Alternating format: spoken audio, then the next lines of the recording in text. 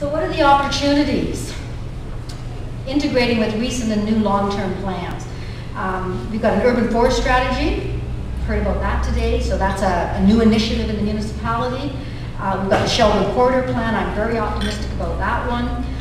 Climate Action Plan. I think we're one of the first municipalities to actually have a draft Climate Action Plan, which is trying to integrate everything. It is on our website. You can go to that. And it's trying to, things for the municipality, things for the public, lots of actions there, but again, it'll be a long-term thing.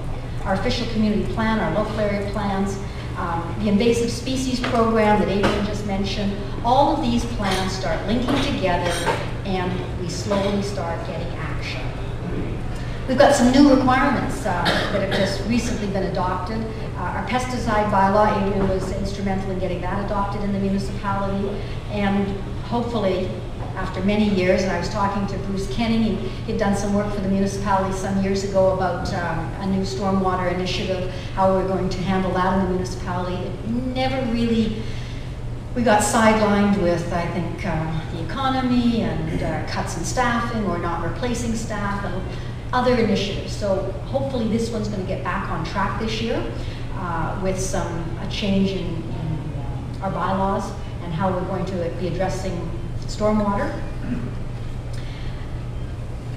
The blueprint, using the blueprint to inform decision-making about development applications. From a planning perspective, I think this document is going to be really helpful. I know that some of the community were disappointed in a couple of places recently in the watershed where developments went in, and maybe the municipality didn't push as hard as we could have for some creek improvements, or maybe it was the community wasn't ready to endorse a development that may have been a different form to provide additional land for that. So there's still a lot of education to take place and some changes in how we think about what development will be if we want to integrate change for the environment and around the creek and some new form of development and redevelopment as it takes place in the valley, or in the corridor. And the last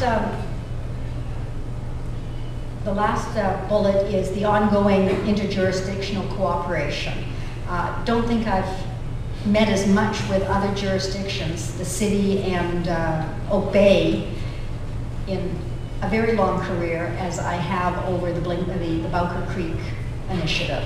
So I've gotten to know colleagues very well from the other jurisdictions, and I'm hopeful that learning about the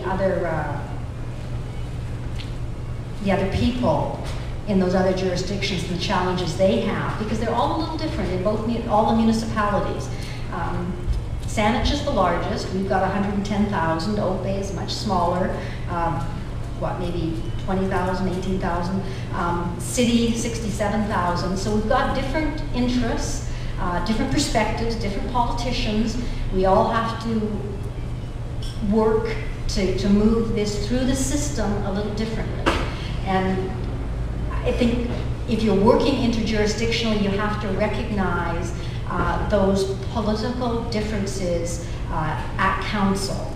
And some councils are willing to have lots of presentations, other councils aren't. They want it to go through committees, they want to stand back a little bit. So there's still a lot of work to happen there also.